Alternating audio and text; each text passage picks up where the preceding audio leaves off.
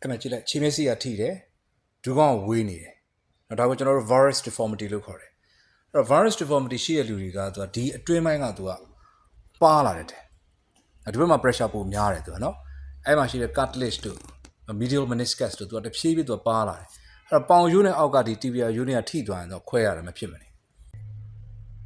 ဒါတော့ဒီပေါင်ရဲ့ဘေးမှာရှိတဲ့ vertex lateralis တို့ဒီမှာရှိတဲ့ id band တို့နော်ဒါတွေကိုဒါပြီးတော့ hip epidectomal cell တွေဒါတွေကိုကျွန်တော် activation ပေးတာဖြစ်ပါတယ်လှဲအိတ်နေဖြစ်တဲ့အတွက်သူကအားတရားမှမရှိဘူးပေါ့နော်ခန္ဓာကိုယ်ဝိတ်ကဒူးကောင်းပေါ်မှာအားတရားမှမရှိဘဲနဲ့သူကဒါဒီလိုလေ့ကျင့်ခံပေးတာဆိုရင်အင်မတန်မှထိရောက်တဲ့လေ့ကျင့်ခံမျိုးစဖြစ်ပါတယ်သူကိုတော့ clam shell လို့ခေါ်ပါတယ်တင်မလေးကိုကြွဒါကိုကျွန်တော် bridging လို့ခေါ်တယ် bridging with therapy ပေါ့နော်အဓိကဒီကြွက်သားတွေကိုကျွန်တော်တန်ပါစေချင်တာဖြစ်တဲ့အတွက်အဓိကဒီ glute muscle တွေပါမယ်နောက်က hamstring muscle တွေပါမယ်ဒီဒူးကောင်းကိုကျွန်တော် stability ကောင်းအောင်လေ့ကျင့်နေခြင်းဖြစ်ပါတယ်ရှော့ညောင်းမယ်ခဏလေးတောင်းထား30စက္ကန့်လောက်တောင်းထားပြင်ရှော့သူလည်း10ချိန်3ကြော်ပဲเนาะโอเคဒူးကောင်းမှာကြီးပေါင်းရှိပြီး OA နီးဖြစ်ပြီဆိုတော့ကျွန်တော်တို့အဓိကအရေးကြီးဆုံးက weight short ရမှာเนาะဒီကျွန်တော်ဆိုတာ160လောက်ရှိရအခု145လောက်ဖြစ်လာပြီเนาะ weight short တာအစားအသောက်နဲ့လည်း short အဓိကအစားအသောက်ပဲเนาะ